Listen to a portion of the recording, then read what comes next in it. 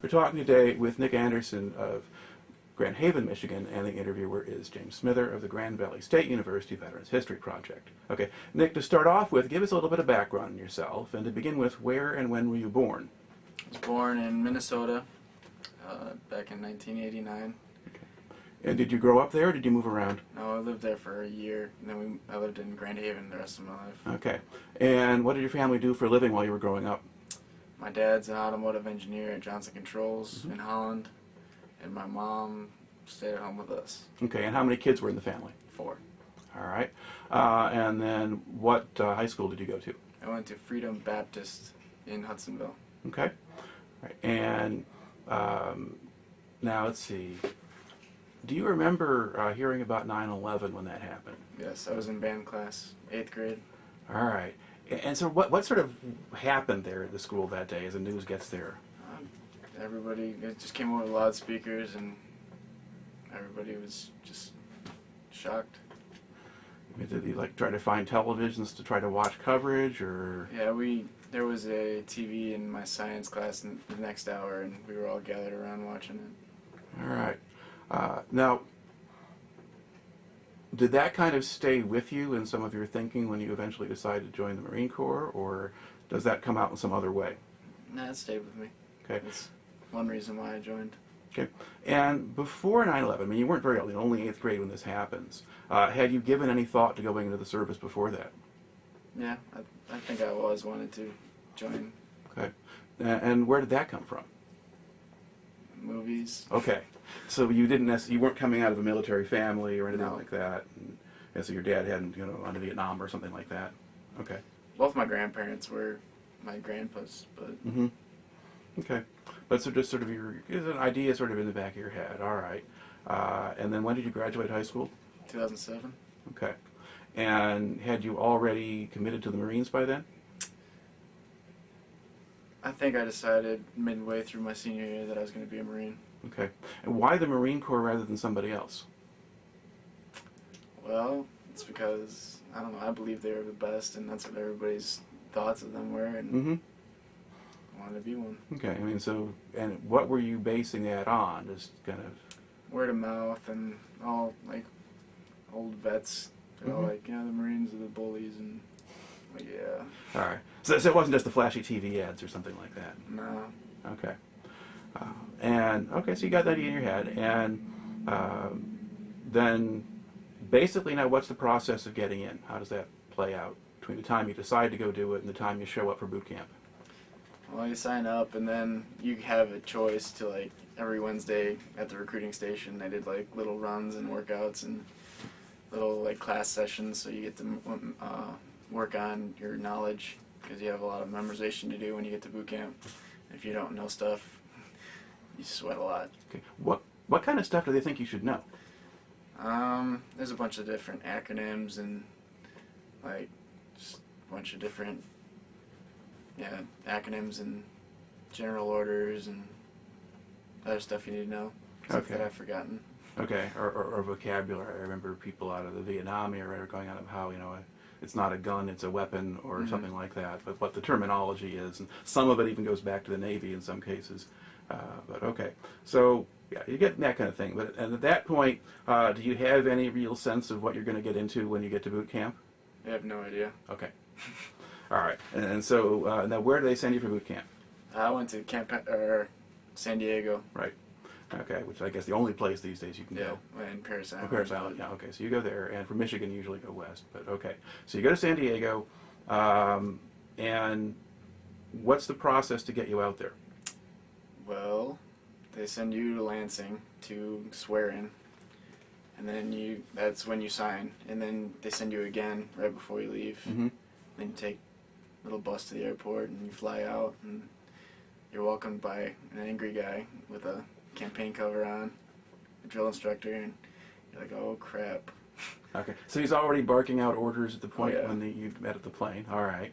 And then at what time of day do you actually get to the recruiting depot? The training depot, yeah. I got there late at night. Okay. It depends, because kids are flying in from all over the country. They have to be flexible somewhat. Mm-hmm. All right. And now on the bus ride, are you being left alone, or are you being talked to then too? I can't really remember. Okay. I think they made us have our heads down so we couldn't really look at the outside world. Because the depot's not very far from the airport, is it? That's like the chain link fence dividing it. Okay. You get over there, get off the bus, what happens to you? Well, yeah, they make you stand in yellow footprints and you get screamed at and they shave your head and you put all your possessions in a little box that you won't see until like the end. Mm-hmm. And they give you all the same stuff, so you're like the same. Nobody's different, nobody stands out. And then fun begins. All right. Now, the first night, I mean, do you get any sleep, or? It took a day or two to like actually put us in our boot camp platoons. Okay. All right, so it's a little bit of acclimation. Now, have you done all of your testing and things like that before you got there, or is there more once you arrive? There wasn't really any testing. They just needed to like get like a physical done before you went. Okay. There weren't any aptitude tests or things like that? I mean, the ASVAB. Yeah. But most people aren't even going to know what that is. yeah, I took that in high school, so. Okay. So that's sort of the basic sort of intelligence, general knowledge kind of test? General knowledge, yeah. Okay. See where you fit in, what jobs you're able to do. Right. Now, were you offered a variety of jobs, or did you just know what you wanted? I was offered a lot, but I just wanted to be infantry. Mm-hmm. Because that's what you think of. Okay. But Yeah. Well, it's something that I've heard a lot from guys who went to Iraq or whatever in the Army or the Marines, but not so much earlier generations. But a lot of you guys, okay, actually want to be combat infantry. It would confuse the heck out of them in Vietnam, but okay. yeah. All right, so basically you know what you want to do, and fine with them. Okay, so now, how is the training organized in terms of how many weeks doing what? Well, there's three. Are we still talking about boot camp? Well, boot camp, and then, because you get some time at Camp Pendleton as well, or someplace else? I went to Pendleton after that. Okay, but boot camp first. What happens there? Boot camp's just, they're supposed to, the idea is they break you down to nothing and then they build you up like how they want to. And then after that, I had to go to the School of Infantry for 2 months. And that's where you learn all the basic infantry skills like patrolling and shooting and that kind of stuff. And then they send you to the fleet after that, where I actually went to the 3rd Battalion, 5th Marines. And then they have the annual training, which is like suicide prevention stuff and just like little classes that are mandatory. And then we actually go out to different places. At what point in the process do you get to call yourself a Marine? Oh, as soon as you're done with boot camp. Okay. Now, how long was the boot camp part? That was 13 weeks. All right. And you talked about them sort of breaking you down and building you back up. How does that actually work? Well, like, they start off, there's 3 phases. First phase, everybody's like, just garbage pretty much. Just learning the basic stuff. Like, you're not allowed to do certain things that Marines are allowed to do. Like, you couldn't roll your sleeves. You couldn't, like, blouse your boots, which is, like, kind of like tucking your pants into a rubber band type thing. And you, like, they're screaming at you. You learn how to march. And, like, it's, like, basic. You start off simple. And then as the phases continue or, like, time goes on, they give you more stuff, like, more specific stuff to do. And then finally, like, there's final drill and final inspection. So, like, you're pretty much a Marine, except you don't have your Eagle Globe and Anchor yet. Mm-hmm. And then when they finally give that to you, it's just like, oh, I did it. Yeah. All right. Now, how easy or hard was it for you to adjust to that? I mean, I get yelled at a lot because I was stupid in high school. But I thought, I mean, it was difficult. I mean, it's all like mind games. Anybody can do it. It's just how much yelling at you can take. Mm-hmm. Like, you get yelled at a lot. So you kind of just figure out how the system worked and just Yeah, do you're it? supposed to stay off the radar. Mm-hmm. There's a lot of stupid people that want to be Marines, and if they're getting yelled at and you're not, it's fine with me. What sort of people were training alongside you? Well, boot camp is everybody that wants to be a Marine. Right. Like, all the admin jobs, all the logistics, and anybody. Mm-hmm. So there's, like, skinny kids, fat kids, goofy-looking kids, like, kids that just say stupid stuff and get screamed at. Mm-hmm. And I guess it's sort of thinking, did you have a sense of why they were there? Some just it's an easy job for some. It depends on what you go into. Mm-hmm. Like you always get a paycheck, and some did it for school, which is a nice benefit, Mm-hmm. which I'm reaping from right now. But yeah, Did you have a sense that they were there, where it is kind of going and serving the country or something like that as a concept? Where does that fit on the scale? I think that's one of the reasons most of the guys went Mm-hmm. is service, but And then you just have other kinds of personal factors. there's and little things. perks in here and there. Yeah. All right. And were these pretty much from all over, at least the western 2/3 of the country, or? Yes, there's guys there's a guy from North Dakota, a guy from there's Mexico, Mm-hmm. all over the place. Okay. All right. And when people screw up or make trouble, what happens to them? They get slayed at the quarterdeck. Like there's a place, a special place. If we're inside, it's called the quarterdeck. Outside, it's called like the pit, the sand pit or whatever. Just like push-ups and all kinds of stuff, and they're just screaming in your face the whole time, and it's a fun time. Mm-hmm. Were they doing? Is there a lot of spit and polish stuff, just cleaning various parts of uniform or things, or just odd things like that? I mean, back in the day when they had to polish the boots, there was a lot, but Yeah. we don't. We already have like pre-pressed camis and boots that don't need to be shined. Okay. So some of that kind of issue is sort of no longer there, and that was probably what characterized a lot of early training, was just getting the brass shining or other stuff like that. Okay. We did have a lot of like Irish pennants. We had to clip a lot, and we always had to like measure our ribbons and make sure everything was ordered like straight and centered. What sort of people were training you? All the drill instructors there, they can be any job, but they all have like a certain part in your career. You can either be a drill instructor, it's called a B-billet, a drill instructor, or a recruiter, and drill instructors are crazy. You have to be crazy to be a drill instructor. Or at least you have to play that part. Oh, they do it well. All right. Would you, now when you're organized into platoons at this point, when you're in boot camp or in companies, or how is it? Was platoon the unit you're normally associated with? Yeah. Okay. And then a platoon has how many instructors attached to it? We had 3. Okay. There was a senior, and then the one that was specialized in drilling us, Mm-hmm. and one that was giving us knowledge and teaching Alright. us stuff. And did you kind of differentiate between them in terms of personality or character, or what you could do in front of one of them or another, or did they all toe the same line? The senior drill instructor was more of like the father figure. Mm-hmm. Like, if we had a problem, we could go to him, and he wouldn't usually scream at us as much. But the other 2 you just didn't mess with. All right. Okay. You survive boot camp. All right. And then you go for infantry training. Now, is that up at Camp Pendleton? That was at Camp Pendleton. Okay. Describe what happens there.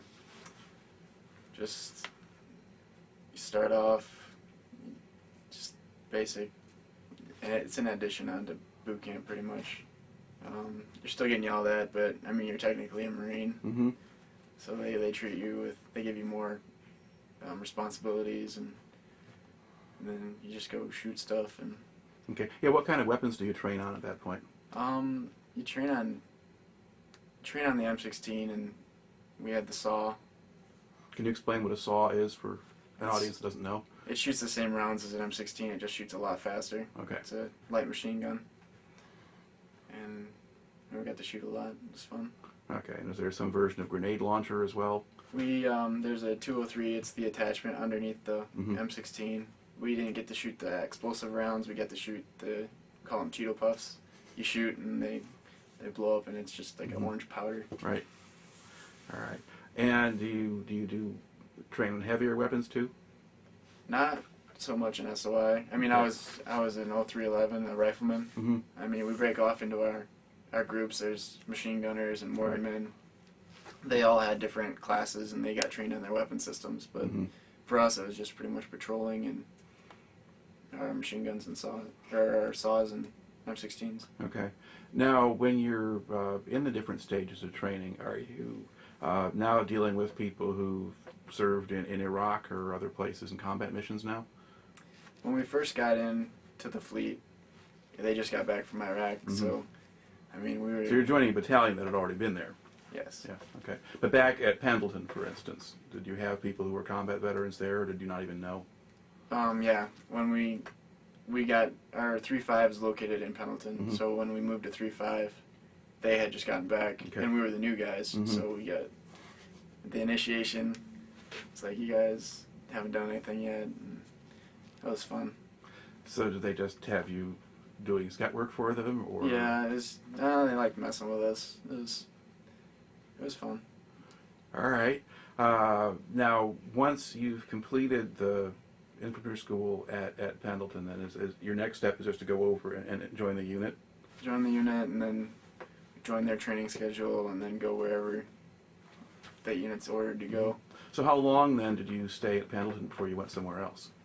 I got to the unit in March of 2008, and we went on our first deployment January of 2009. Okay. Now, once you've made it through the training and you've joined the unit, you're presumably not getting yelled at as often anyway? So not as much. It's a lot more chill of an environment. All right. And you get some time to yourself too, right? I mean, it's not all, you're not on duty all of the time anymore, or? Yeah, when we're back in the rear, we call it, it's like a stateside. Unless we're on duty or training, we have normal working hours from like 5:36 in the morning to like 4 or 5 at night. Okay. And then did you go off the base much? I didn't really have a car for the first part, and base is in the middle of nowhere, so you kind of have to have a car or know people. So we just stayed in our rooms and like hung out. And how much contact did you have with people back home? I had a cell phone. Okay. I mean, yeah. And then there's Single Marine program has like a building in each part of the base like you can go to. It's free internet. Yeah. So communicating at that point is easy. You're not isolated from the world at that point. Yeah, that's pretty easy. Yeah. Now, in boot camp, did they try to kind of disconnect you from the world? Yes. Okay. Except for like the airport. It's right on the other side of the fence, and you're just like, oh, I want to be on that plane. But I got one phone call in boot camp. All right. Okay. All right. So I talked then a little bit about going on the first deployment. How does that work? It was called a MU. It's a Marine Expeditionary Unit. It's pretty much just a show of force to the world. If something happens, then we're right there to take care of it. Went to Japan, South Korea, Thailand, Philippines, Australia. And how did they take you from one place to the next? We flew into South Korea on a helicopter, but we took ships, unit transports to other places. All right, but presumably you would have flown a plane to get out to cross the sea first. Yeah, we flew on a 747, I think. Did you fly to Seoul or to Japan, or? We flew to Okinawa. Okinawa, okay. All right, and so now you're on. And what kind of ship were you on? The class is LPD-9. It's a true transport. The backs open up and they let the amphibious assault vehicles out because that's what we rode in most of the time. It's just those tracks. They're called AAVs. All right. So you started out of Korea. Did you do anything in Korea or just load up there? Most of the places we went to, we trained with the actual armies or the militaries of those countries. Like we went to Korea and we did mount training. It's house to house, room clearing, and we worked with those guys. And what impression did you have of the Korean soldiers? Well, they had pretty tight restrictions on what they couldn't do. They had to have little nets on their guns to collect the brass after they shot. Because I guess they got in big trouble if they lost any of that. Because I guess this is what we were told, they have a high suicide rate, and because everybody's got to serve 2 years. And but other than that, they were good guys. We got along well, shared our little gross food with each other, little bags. I don't know. Yeah, some Korean food's a little bit scary. Okay. Well, I don't know. What do they feed Marines these days? Well, they give us, they call them MREs, meals ready to eat, in little brown bags. Some of them are alright, some of them are just nasty. Now, on a ship, have you got a regular mess or something? I mean, are there kitchen, galley, or Oh, when we were on ship, we lived nice. so you get Navy food at that point? Oh yes. Okay, that's It was very nice. traditionally much better. Yeah. Okay. So you go to Korea. Where else do you go? Went to Philippines, Mm-hmm. Australia, Thailand. And what sort of reception do you get when you go to these places?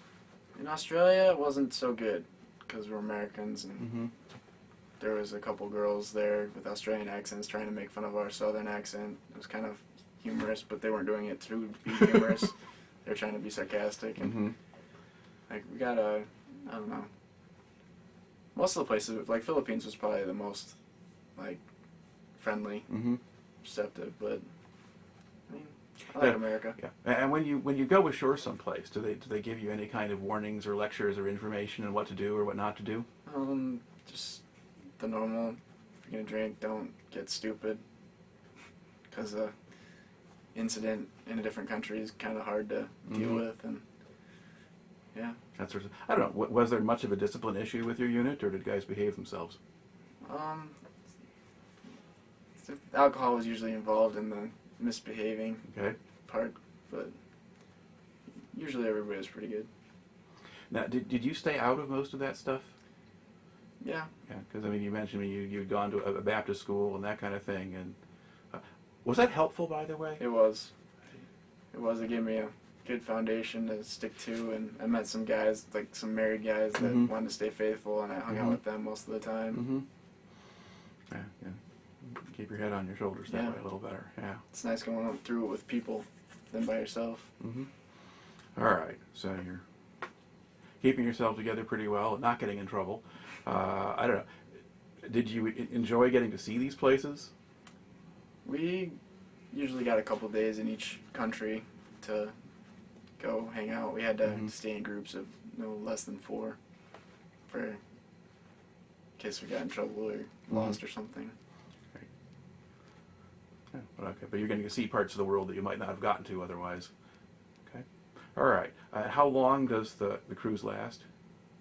We did that whole thing in about 8 months. Okay. Now, day to day on board ship, what's life like? Well, there's not really much for Marines to do on ship because we Mhm. don't have jobs. Right. We're kind of just sitting there, and then everybody got mad at all our higher ups got mad at us for just being lazy and sleeping all day. So they made it mandatory that we get out of bed unless it's nighttime, which didn't really work out because the Navy guys have to work, Mm-hmm. and we were in their way, I guess. So then they made it mandatory we stayed in our beds all day. So You'd have yeah. thought they might have figured that kind of thing out by now. Yeah. All right. I don't know. Maybe every unit has to go relearn I or just do something. what I'm told. All right. At the higher levels in your battalion, company, and so forth, about how old do you think the officers and the senior non-coms were? The senior guys, like the battalion commander and Mhm. our sergeant major, were probably 50s. Okay. And then, sort of, if you're down to like company commander, platoon leader level. Platoon leader, our company commander was, I don't know, probably 30, Mm-hmm. maybe 28, 30. And then our platoon commander is probably 24, 25. Yeah. So probably, as far as you can tell, did the officers all have college degrees? Do you Yes, think? all the Okay. officers did. Yeah. And so, and a platoon leader is an early assignment you have on the way up. So yeah, so that kind of gradation. Do you have a sense that promotion was fairly slow? Yes. Okay. For us, it depended on what job you had. Mm-hmm. Like, if you had, I don't know, I think like radio operators picked up fast, but there's a lot of infantry guys, and you don't really need a lot of promotions going on, I guess. Right. Yeah. In a big enough war, you run out of people and promote some, at least provisionally. But Mhm. all right. Now you joined a unit that had already just come back from a tour in Iraq. Did they talk much about being in Iraq or what that was like? Not really. By that time, Iraq had slowed down pretty Mhm. much, like, to nothing. 'Cause Yeah. I think they got in a couple gunfights, but that's about it. Right. Yeah. So it's not much. So were there guys who had earlier tours there that were more interesting, or? Couple of my seniors were in like Fallujah, like the deployment before that Iraq deployment. Right. Like they were like the old salt dogs, I guess. Mm-hmm. But yeah, other than that, most of the guys just went to that one and didn't really see a whole lot. Okay. Now, at this point, are you expecting that your whole hitch will be kind of like this, sort of sail around, go home, train, sail around again? I did. I didn't really expect it to get bad at all.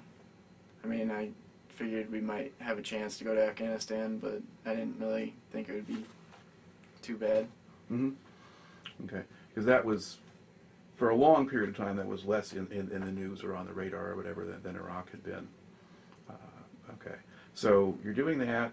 So you get back home from that cruise then, roughly when? I got back August, I think. 9 months after, 8 to 9 months after January. Okay. But I can't remember exactly Okay, so when. we got to 2009 now, is that? That's his 2009. Okay. And then when you get back, do they give you a leave to go home or anything, or do you just go back to Pendleton and... I think we got a week or two after, like, post-deployment, just to relax and see our families. And Okay. All right. And at this stage, were you figuring on just being in for a single hitch, or were you considering the possibility of staying longer? I figured that, yeah, like, 4 years, you're probably going to go on 2 deployments. Mm-hmm. But I was thinking that I wasn't going to re-enlist or anything. Mm-hmm. Now, when you had first gone in, were you assuming it would be just for 4 years, or did you think, well, maybe I'll stay? I was open to the idea where it'd last longer. I don't know. I don't know if that's particular for me. After just 4 is fine. Okay. Well, I mean, people go in for different reasons. If they were going in just to get the college money or something like that, then Yeah. the 4 years gets them 4 years. But okay, all right. Now, at what point, when you come back, are you now sort of one of the old guys because you've been on the float here, or? Well, it's technically not a What defines the old guys is a combat Okay. deployment. But I mean, I was more senior than the guys, and I knew more than the guys coming in, so we got to share. I mean, I'm not gonna be stupid to them and be like, "Oh, I'm so much better than you." Yeah. But So you're somewhere in the middle. You know how the system works pretty much, but you haven't been in combat or whatever. So there's still some of the more senior guys in the unit who've had that kind of experience, or where lifers are staying longer. Okay. And then how long then do you stay at Pendleton this time? we had about like a year workup to do. I mean, that January we went to a place called Bridgeport. It's up in the mountains of California for mountain warfare training. First week we were there, it snowed 6 to 10 feet. It was awful.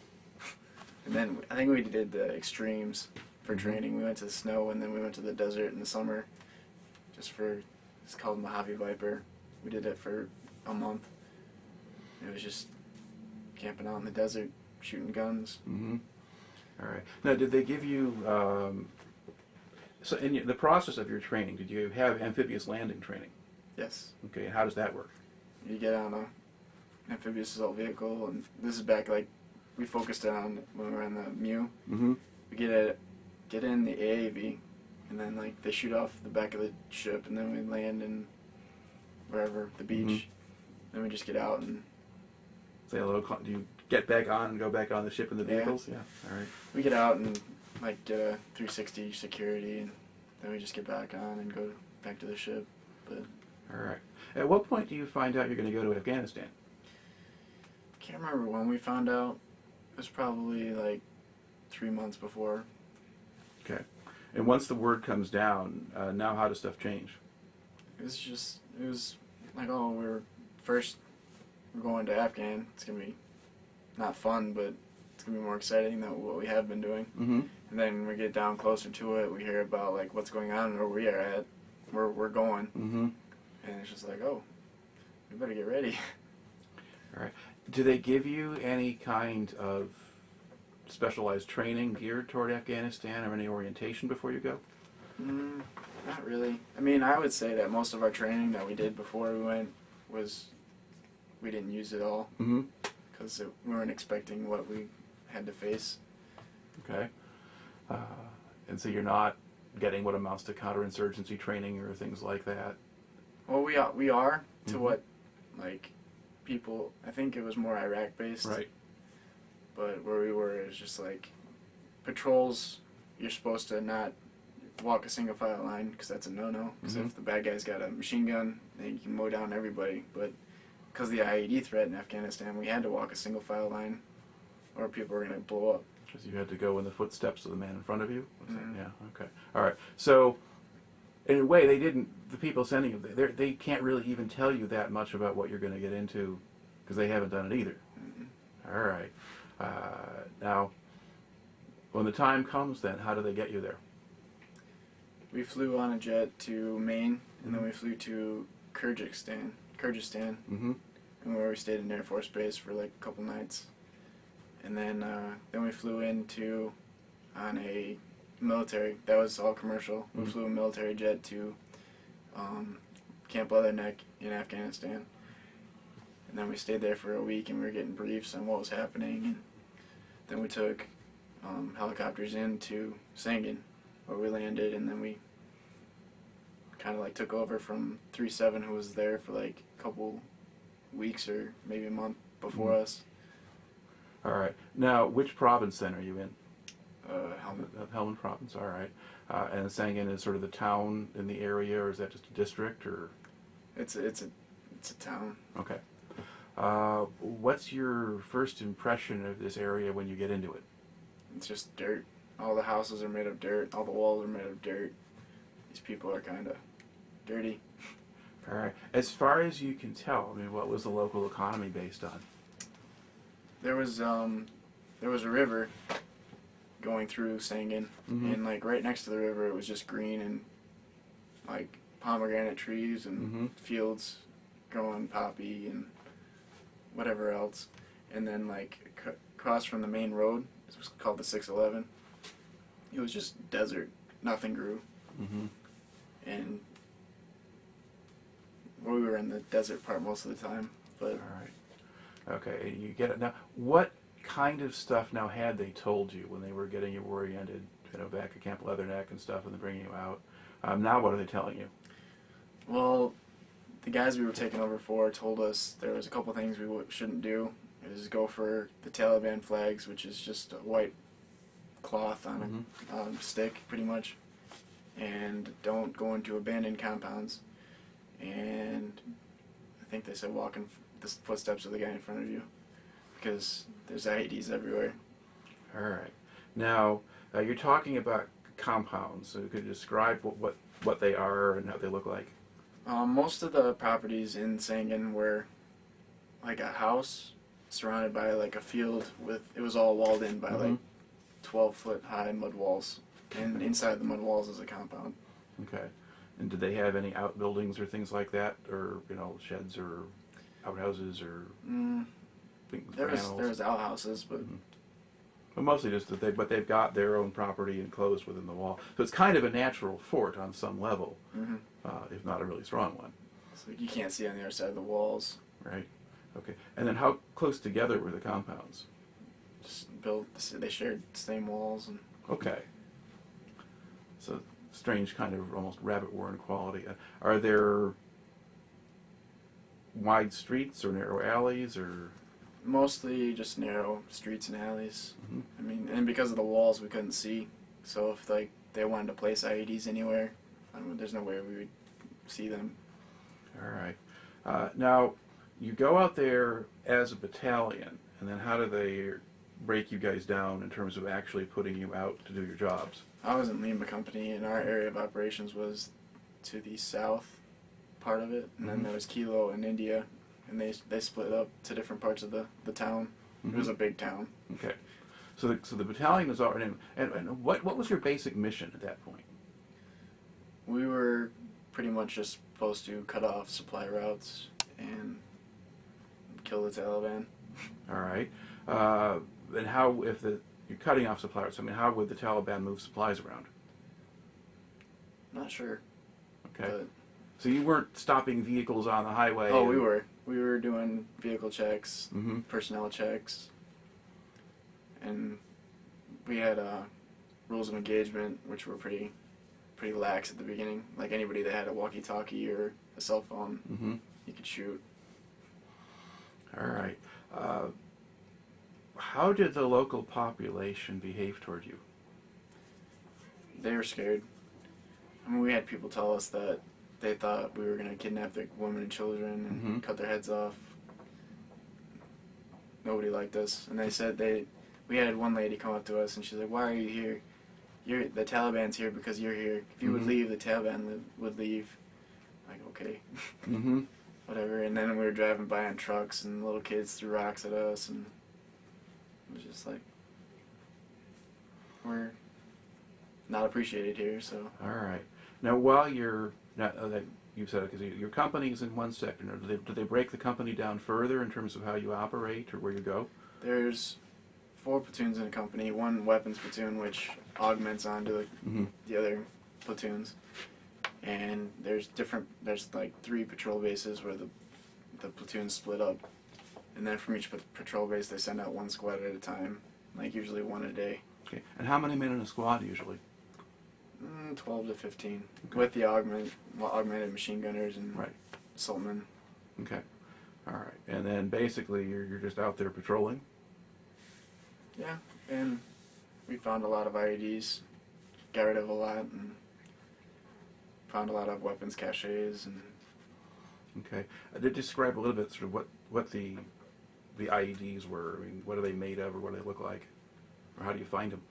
well, hopefully not stepping on them. But Mhm.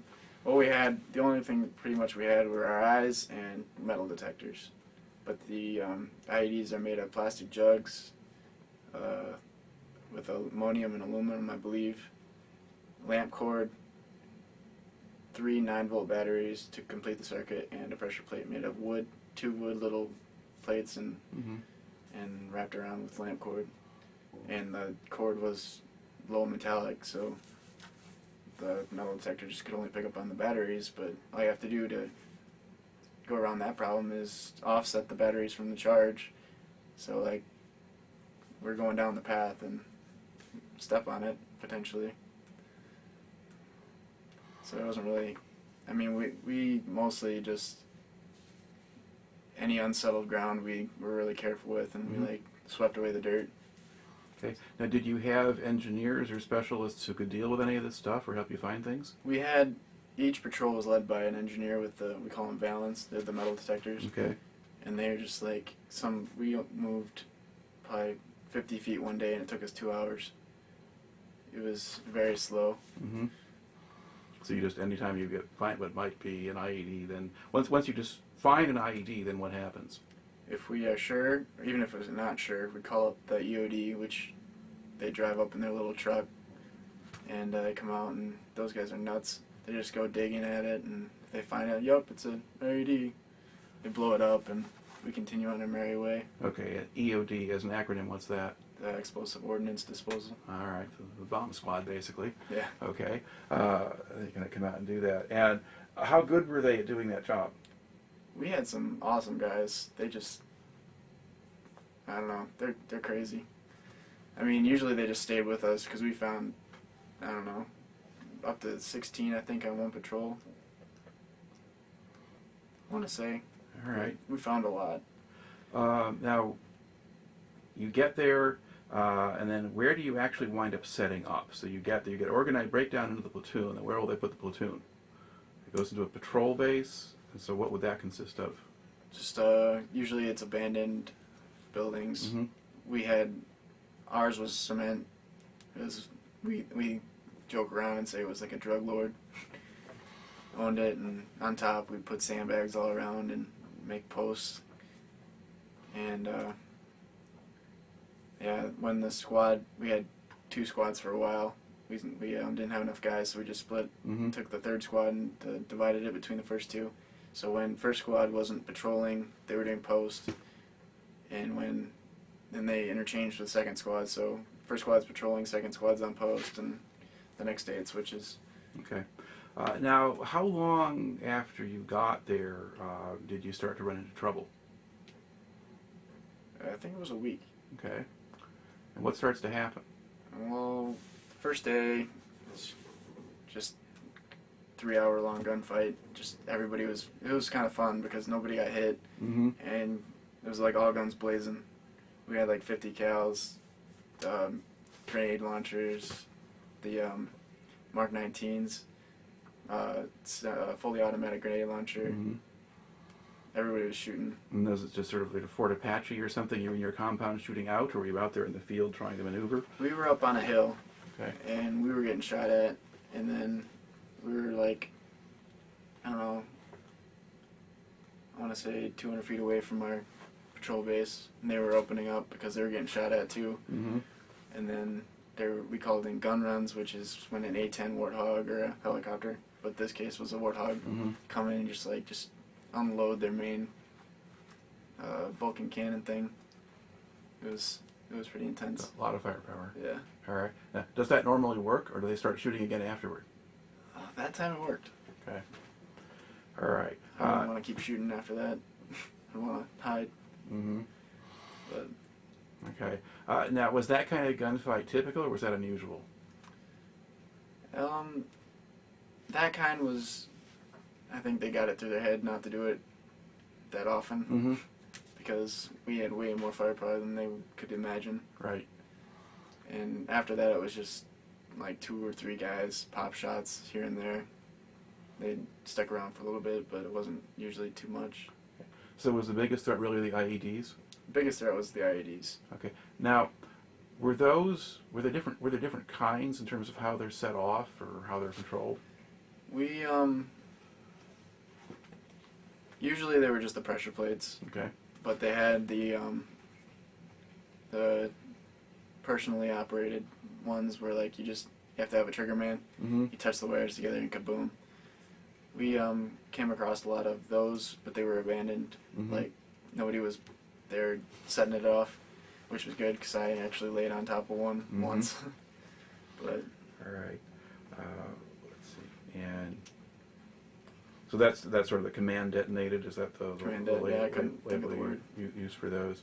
All right, now, but the principal threat then it's IEDs of different kinds, and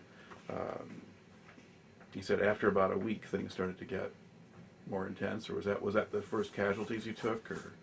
That gunfight I just talked about was like the first thing. Yeah. And then the next day was when we experienced the IEDs. Like about 10 to 15 feet away from me, we were working with the Afghan National Army. We had a group visit us, and then they were walking away, and he was like messing with his phone, texting or something. And then he stepped on one. Nobody had a clue what just happened because it's just like a boom, the ground shakes, everybody's like dropped to the ground, and Afghan dust is like moon dust is what we refer to it as. It's like takes 2 to 3 minutes before the dust clears, so you can't tell what's going on. Right. And then you hear in the dust, we heard it screaming, and then English. So there's an American that's hurt, and the dust cleared. It was a lieutenant, but like his face was all bloody, and then the Afghan guy was just like rolling around kinda, and I mean we couldn't do anything for him. He just bled out right there in front of us. I'm like, whoa. Yeah. Okay, now it's real. All right. And what happens at that point? What do you do after that happens? Well, nobody really wanted to walk around anymore. So, like, we had to get the body, though. So it took a while to get to the body because they were, like, being super careful. Because where one IED is, there's usually secondaries, like, right around it. So, and then they put him on a tarp and carried him off. And then the helicopter came and took that body and the American to the hospital. All right. How often did you work with the Afghans? We were with them. We were supposed to take them on every patrol because the idea was we were going to train them to operate by themselves, which I don't see ever happening. Because they would never lead a patrol. They always wanted us to go because they don't want to get blown up. Yeah. Were any of the Afghans any good at spotting IEDs, or not any better than you were? No. Usually, like when we stopped and saw a potential IED, they sat Indian style with their head in their lap, their gun just laying there. Like, really, guys? All right. To what extent could you communicate with them? We had at least one interpreter Mm-hmm. go with us on every patrol. And through him, they usually didn't do anything we said, Mm-hmm. but And were the interpreters Americans or Afghans? they were Afghans. Okay. And did you like the interpreters any better than the soldiers, or? Oh, we liked them. I liked them because they spoke English, and I mean they went out with us, and they didn't have guns. Mm-hmm. So just the fact that they go out with us without guns and trust us, I mean. And did you get any sense of who they were, where they came from, or why they were there? Most of them wanted to eventually come to America. Okay. They were working with us, and they're from, I guess, they were describing it as nice parts of Afghanistan, Mm-hmm. like where their families were from, and they just wanted to come to America. Okay. But by and large, they weren't necessarily locals or something. They were recruited by the Afghan government from someplace else, or. Yeah, they weren't from that area, no. Yeah. But I guess they had to speak whatever dialect the people in that area spoke. And I guess there are different ones in different languages in different Afghanistan, depending where you are. All right. Okay, so I think you didn't have a really high opinion of the Afghan army as soldiers. Now, could it be dangerous to work with them? Yes. Like one of my best friends actually got blown up because we're going down an alleyway, and this is when we incorporated the Afghans in the patrol, and they don't understand the concept of walking in footprints in the same pathway. So we're walking down this path because we're following a guy, and he's walking down it, so we figured it's safe. And then there's 3 Afghans in the middle of the patrol that just went on their own course, and then my buddies Kenny is right after them. Then we're all walking down this alleyway, and then just kaboom, and there's dust everywhere, and they liked shooting at us after this explosions too. Mm-hmm. It's very often when an IE went off, there was a lot of gunfire after it. But So it's a moment of confusion or whatever, and they can take advantage of that before you get organized. mm-hmm. All right. Yeah. Now, did you? I guess the total deployment you have in Afghanistan was about 6 months. Was that? 7. Yeah. Okay. 6, 7. So yeah, could have. And in that time, did you have different jobs or assignments? Did you stay just a rifleman the whole time, or? I actually carried a saw. You kind It of saw. sucked. All right. And I guess, well, you kept a diary for for a good chunk of the time when you were over there, and it was kind of recording sort of day-to-day stuff. And there's a few different things I kind of want to ask about. One of them is you talk a lot about sort of taking posts and so forth on rooftops. Mm-hmm. Now, was that largely in these situations where the compounds are all next to each other, but if you're on the roof, then you can at least see farther, or? We usually, the rooftops don't have any like walls on, so we're just laying on the rooftop. Yeah. And everybody and their mother can see us, Mm-hmm. but we can't see a thing because we're looking at the whole area and people everywhere, so you don't know who's bad and who's good. Yeah. But we're just, and that's the only, the rooftop's the only thing we can actually look out and see, because if we're on the ground, we can't see more than, I don't know, 15, 20 feet away because of the walls, and so it's the only place you can be. All right. And when you're going patrolling, how do you, if you have to go into a compound, how will you do that? We usually didn't go through the door unless it was occupied. Mm-hmm. We had the interpreter come knock and talk to them and ask them to let us in. Mm-hmm. But if it wasn't occupied, we never went through the door. Well, I can't say that because another one of my best friends got blown up because we went through a doorway of an abandoned one, and they put an ID right in front of the door. But after that, we finally learned. We took ladders, went over the wall, and then it just got so bad that we just blew through everything. We just blew holes in the walls wherever we went. Made a lot of Afghans mad. But all right, because there was like something in the diary mentioning sort of you having to pay the Afghans for if you break their wall, then you pay them for it. I thought that was stupid. Their walls are made of mud. Yeah. We're paying them. We're paying them to put mud back. I mean, stupid. Yeah. Whatever. All right. Now, do you move around? Do you change bases? Do you go from one patrol base to another as you go? About 3 months in, January 1st time period, we moved further in because we were continuing our push to secure the whole area. We kind of started from scratch, created our own new patrol base. Wasn't fun. There was a lot of sandbags to be filled. Mm-hmm. All right. Describe a little bit the men you were serving alongside, the people in your squad, your sergeants, lieutenants. What were these guys like? Most of them were just kids. Mm-hmm. Just good friend of mine. Like, we got, toward the end of the deployment, we finally got trucks to ride around in with a mine roller, which was nice because mine rollers set off bombs and people don't have to. Right. One of my buddies is from Hawaii. I still talk to him a lot. He's a Jap. We call him Jap. Mm-hmm. And then one of the guys that stepped on IAD, he lives in Minnesota, Mark. I visited him over Thanksgiving. I keep in touch with a lot of guys from California, a few from Texas. And these are basically the other kind of rifleman ordinary infantry, right? The guys about your ranks or privates or equivalents, yeah. All right. What about the sergeants? What were they like? I mean, they had we weren't really supposed to get like buddy, I guess, with them because they're our higher ups. But I liked most of them. I mean, I didn't agree with some of the decisions of some of them, but A couple of times in your diary you make mention of what would amount to sort of little man syndrome. well, this one of them was like, I mean, a short guy. He felt like he owed somebody something, and he wanted to. At first, he came halfway through the deployment. He went to Iraq before, and I think his mindset was, that, oh, I went to Iraq, it's the same thing. So he wanted to go get the Taliban flags. He wanted to go find IEDs. Like, no, man, it's not a good idea. So he comes in, basically thinks he knows better than you do how the place works.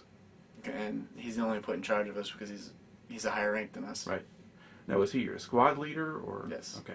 Now, explain a little bit the Taliban flag thing, because the Taliban flags pop up fairly regularly, at least in the diary, and going to get them and so forth. How does all that work? They're usually in abandoned compounds, Okay. which most of them have IEDs. Mm-hmm. And then most of the flags, I think their mindset is, oh, they're going to want to come get our flags.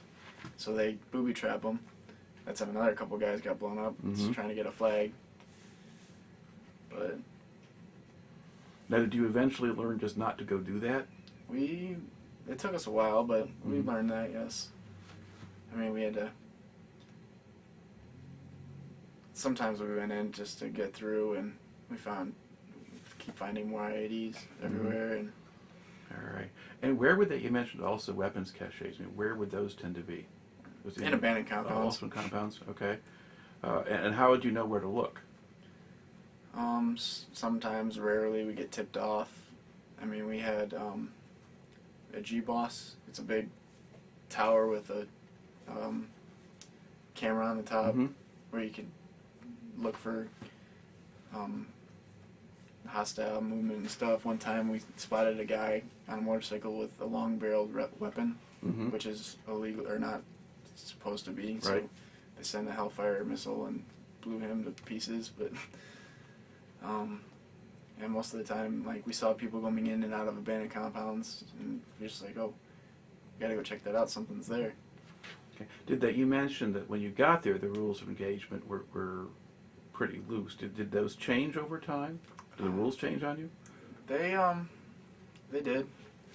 We started becoming more, because when we got there was like hardly anybody just traveling the streets, because like there was a fear everywhere. And by the last part of our time there was like families going down the street walking.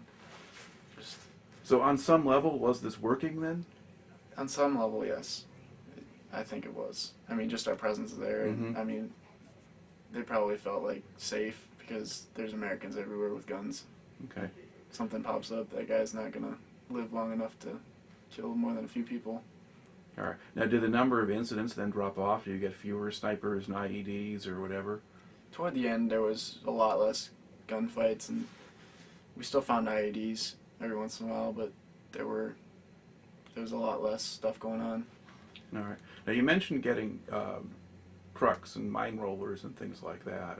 What if you're trying to describe the vehicles and stuff to a civilian? What would they be the equivalents of? They're just big trucks. Most of them now have a V-shaped hole because explosions can like push out instead of blowing up. Because Humvees are they're outsourcing those, or they're getting rid of those because they have a flat bottom. They're not really good against. I would say that's just big truck. It's very heavy, very up armored. You know what an MRAP is? Not exactly. And the audience won't. It's hard to explain. It's a goofy looking truck. And just most of the new trucks, they're big, like semi size. They just have a lot of armor on them and a V-shaped hole. That's the main thing. Yeah, and then the mine plows. I mean, what are those exactly? It's pretty much just an extension of the truck. It's got like several solid rubber tires and weights on top of them, so like it sets off the IED before it gets underneath the truck, which they eventually learned that let's offset the pressure plates and put the charge underneath where the truck will be. But for everything we came up with, they come up with something creative. And all right, now your diary mentions an assortment of problems with mine plows. I mean, you seem to keep getting the truck that had the mine plow on it. What can happen to a mine plow when you're driving around? Well, there's hydraulic things. There's a button, so like the hydraulics move the wheels. One of our hydraulics broke, and then the other one was useless, so it just like kept banging back and forth, and wheels fell off, and some of the iron like snapped once, and the whole mine roller fell off the truck, and I had to stay there outside of the wire. So like you're outside where the bad guys are, and you're stuck with this stupid truck. All right. When you're on one of these patrol bases, especially before you're out with the trucks and stuff like that, what's a typical day like when you're not on patrol? Lots of post. I mean, I stood post for 18 hours one time, just because we had too many posts and not enough people to stand them. But if it's not post, it's a working party. It's like unloading water bottles or food. Or filling sandbags? Or filling sandbags. That was that very popped good. up a lot too. Yeah. All right. Do you get any downtime or time off, or can you ever relax? I think we had more downtime when stuff was hitting the fan at the beginning than at the end, because at the end we had more posts to stand, more stuff to do. We had to build up that patrol base from scratch. A lot of sandbags. So at the beginning, you get into a firefight, or you lose some guys to an IED, and then they take you out for a while and let you recover it all, or The guy that got hit? no, the rest of you. Oh no. Okay. No, we had to push through it. All right. But you said you got more downtime early on. Was that just because you had enough guys for the post, or didn't have many posts? Or? We couldn't patrol at night because of the IED threat. Average patrol lasted about 8 hours, sun up to sundown, pretty much. After the sun went down, like nobody really went to sleep until later. That's when I wrote in the journal. Just sometimes it was a couple days after the event. Just had to go by memory because I didn't have time to write it. But we, at the beginning, we started spades tournaments. That was the big thing, playing spades. Now, would they ever send you into a larger base camp someplace, or a place where you could get cleaned up or anything else? It was too cold to take showers. We had solar showers, but it still was too cold. You'd rather be miserable. It was 3 months before I got my first actual running water shower. And still, you're clean for a couple hours. I mean, you had to put the same dirty clothes you just had on. I think I'd rather just stay dirty than having to go from clean to dirty Okay. over again. Were they expecting you to do things like shave or keep your hair short? Yes. Or, okay, and how do you do that? We had generators brought in. I mean, at first we couldn't really do anything about it except for the shaving. We had razors, Mm-hmm. but haircuts, we eventually got generators brought in, and they have little outlets, and we had to cut our hair. But Now, while you're there for those 7 months or whatever, are they rotating men in and out, or do you just go in with a group, leave with the same group? we stayed with the same group after guys started like getting killed and hurt. We had combat replacements come January time frame. They hooked back up with us, and then the reason why we got to push, because we were short on guys, we got to push out further, was there was another battalion that came in to take the posts that we already previously had, because I guess they wanted us to do the more pushing. All right. One of the things in your diary is you kind of seem to kind of differentiate between just the different squads in the platoon in terms of how they perform. Or does it feel like whatever squad you're in does all the work, or do you think there was a difference? For a while there, I mean, I was in first squad for most of the time, and we liked to. It was a pride thing. We like to think we were like the best squad because we went on the most patrols, and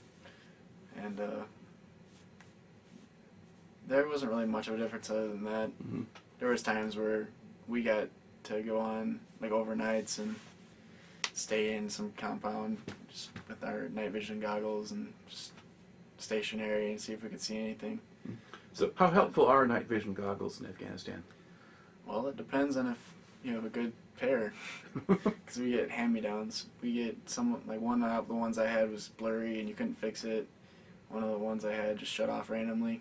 And then there's like random black dots in some of them. If you get lucky and get a nice pair, you can see decently. Because in the diary you mentioned that there was a problem just with no ambient light. There has to be at least a little bit of light of some kind for them to do any good? If the stars are out, then you're good, but if it's pitch black, it's not going to help you too much. All right.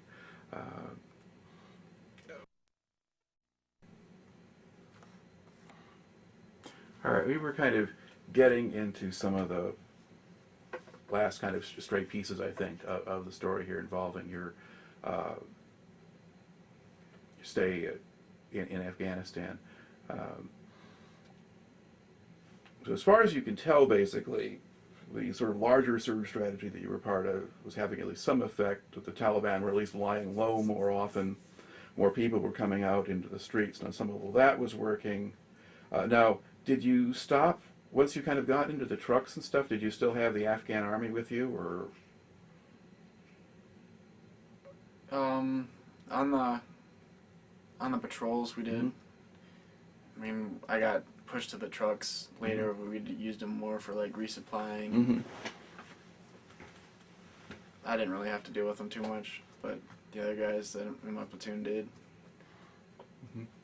And did you see any improvement in how the Afghans behaved over that time? I don't think so. Okay. There's one of my friends has a Star of David tattooed on his shoulder, and one time he took his shirt off for whatever reason, and there was an Afghan guy that saw it, and he pointed his rifle at him and cocked it, and it just could have been a whole mess. Because there's only 8 Americans, and there was about 20 of those guys. Like that'd have been something. But we got him out of there real quick, and there's all kinds of stories where stuff like that happened. Like two of my buddies I came in the Marine Corps with were murdered because of these guys. And did you have, in Iraq, one of the things there were a lot of were suicide bombers and things like that. Were there equivalents of that in Afghanistan? I didn't see any suicide bombers. They were all guys that just set off the bombs and ran away. They were all chickens. Right. But, or at least they could live to set another bomb. Yeah. Yeah. All right. So you're at least not dealing with that. So it wasn't like you'd have some woman who strap herself with explosives and walk into the middle of things and blow you up. I mean, I didn't want to we didn't all want to get complacent and think that that couldn't happen. So we definitely still checked down everybody. Like when we were giving them money for blowing up their walls, we did a thorough, like, checking their whole body before we let them anywhere near us.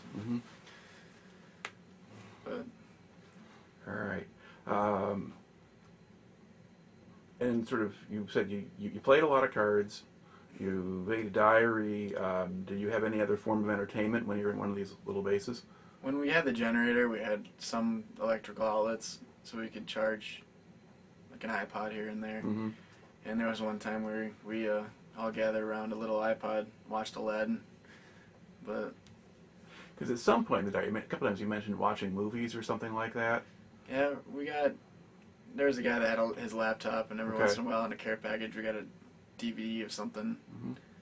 Yeah. How easy or hard was it to communicate with home? About once a month we got a phone call, because we had a satellite phone between the whole company, and we had to transport it and make sure everybody had enough time to use it. Married guys usually got first dibs. All right. What's the time difference between Afghanistan and Michigan? I think it was 17 hours. I think. All right. There's a 17 one way, it'd be like only 7 the other. But then there's time. The best time to call home was in the middle of the night when everybody's awake. Right. So if I got a chance to like wait until midnight or something, I'll use it. Now, was that kind of an odd experience to talk to people at home when you're in the middle of Afghanistan? Yeah. I mean, one time I got to use the phone was right after one of my best friends got blown up, so it was kind of like, oh, I'm trying to tell these guys what happened back home, and they're just like, oh, they don't know what's going on. But all right.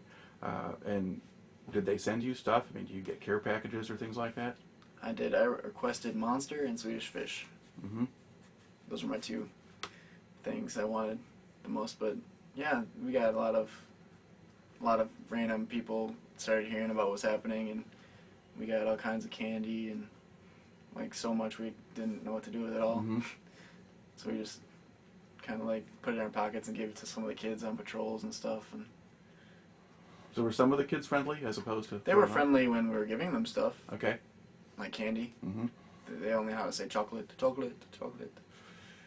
But when we were in trucks and stuff, they just kept throwing rocks. I just wanted to like mail home and see if I could get my wrist rocket slingshot thing or launch a few marbles or stones at them. All right.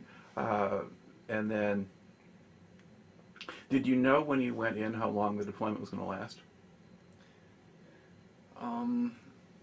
I really wasn't really thinking about that. I don't think too much. I was just more concerned with, is our battalion gonna get replaced, or am I gonna die? Stuff like that was more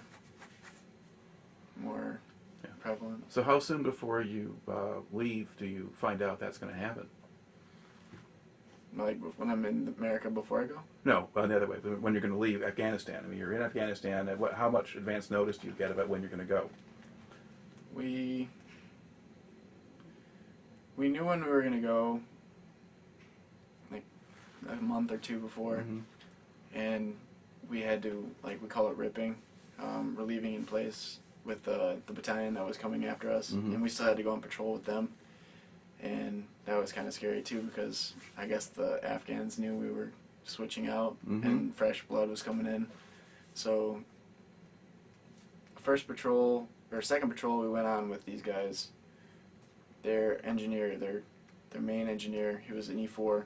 They had 2 E3s and an E4. The E4 stepped on one and lost both his legs. Like the day before we were supposed to leave them. And I found later back in the rear that both the the E3s, one was killed and one lost his legs after we left.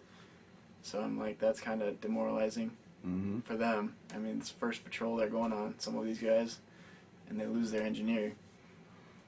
Over the course of the time you were there, what kind of losses did your unit take? All together, there was about, I want to say 800 guys that were actually patrolling. Right. 25 were killed, and about around 200 were wounded. like most of those guys without legs and arms. Because you're wounded by the IEDs and that kind of thing. Mm-hmm. Yeah. How effective was the sort of, were the medics or the whatever medical provisions you had available to you? Well, we had all kinds of stuff with us, like Band-Aids and Mm-hmm. stuff, but the most anybody ever needed to use was a tourniquet. Mm-hmm. And the docs, they used IVs to keep them out of shock Mm-hmm. from all the fluid they lost. All right. Did you have a lot of close calls yourself? I would say they were close calls. I mean, when the other guys stepped on them, they were Mm-hmm. a couple feet away, and the guy next to me, his rifle got shot as he was getting down off of one of those rooftops. I mean, yeah, I almost got shot a couple times. I almost got blown up a couple times. Did you,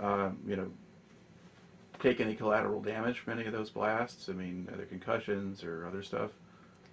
One time, my nose started bleeding after a explosion, but that's like the only thing other than that, no. So you didn't get hit by shrapnel or anything else like I that? mean, I had flesh I had to pick off my neck Yeah. once, but Which is creepy, but not physically damaging. All right. At what point in this process, had you already decided before you went that 4 years was going to be it? Or were you still open-minded before you went to Afghanistan? by that time I think I decided that 4 years was fine. Okay. And how much time did you have left then once you went back to the States? I got back in April, May-ish, and then I got it in August. Okay, so not a whole lot of time left. What do they do with now? Do you have any different duties or things once you're back at the base again after you're back from Afghanistan? Not really, just turning in all your gear, Mm-hmm. making sure your medical data is up to date, taking TAPS classes. I forgot what TAP stands for, but it's just classes that pretty much tell you can't act the same way back in the civilian world. Mm-hmm. Yeah, it's sort of how much sort of preparation do you get for that? I mean, or do they make any provisions or tell you anything about kinds of services available or PTSD support and stuff like that? That's what the TAPS classes were supposed to be for, just a week long. All right. And I don't know, was any of the stuff they told you actually useful? I can't remember. I'm sure it would have been if I were paying attention, but they were the most boring classes ever. And your head at that point maybe is someplace else too anyway, if you're about to go home or back to the world or whatever. Mm-hmm. Okay. Now, you get to the end and they let you out. You kind of look back on the 4 years you spent in the Marine Corps. I mean, what kind of effect do you think that had on you? I don't know. I think if I would have gone straight to college, I wouldn't have done nearly as good as I probably would have not made it very far because I was a horrible high school student. I think to an extent the Marine Corps instilled like discipline, and I don't think the problems that I thought were problems back then were like I don't know how to say it, but problems aren't as big now. Yeah, I mean, there's no one trying to shoot you here. Yeah. Yeah, and you don't have to worry about where you put your foot next. So, yeah, so there's that. Yeah, I don't know, what was it? Can you describe a little bit sort of the transition to being a civilian again? I mean, sort of, was there stuff where you had to catch yourself or things that just seemed weird aside from just people worrying about stupid things? Not really. I mean, I went to, my first class was 3 days after I got out of the Marine Corps. So I flew from Cali here, and then that Monday I started class. Mm-hmm. And it's just, nobody's yelling at you, nobody cares you exist really when you're walking on campus. It's kind of cool, because nobody's in your face about anything, and I don't know. When I listened to music, I only wore one headphone so I could hear what was going on around me, and like every once in a while, like I pick out the most dangerous people that look the most dangerous to me, like that are different. I just noticed all that stuff, and I don't know, every time I go over that bridge over there, it's just, I imagine somebody picking up a little kid or Mm-hmm. another person and throwing them off, or I don't know. It's weird. It's hard to explain. Okay, so it's kind of affected your perceptions of things in odd ways or whatever that pop up here and there. I do appreciate all the cement walking on, though. No loose dirt. Yeah, yeah, most likely. All right. Now, what are you studying now that you're here? I'm criminal justice. I don't really know where that's going. I mean, I think I can use my 4 years to, like, if I go into the FBI or something, I think I can use that to a retirement program. But Okay, but you're still kind of looking at options at this point, right? Because is this now, is this your first full year back, or your second year now, or this is my second year. second year? Okay, so a little bit of time to kind of work that out and sort it out. How's the VA treating you? Pretty good. I mean, all my checkups are free. Like, I got X-rays and blood testing and all that stuff for free, and so far I'm okay. All right. But They're paying your tuition. they're paying my tuition. All right. It's pretty nice. Okay. Now, if you think back at the time you spent in the Corps, and especially the time back in Afghanistan, is there sort of anything else that kind of stands out in your memory, or something that you think you ought to be on the record that we managed to leave out so far? Not that I can think of. I mean, it's a sucky place. Yeah. All right. In that case, I'd just like to close out by thanking you for taking the time to talk to me today. No problem. All right.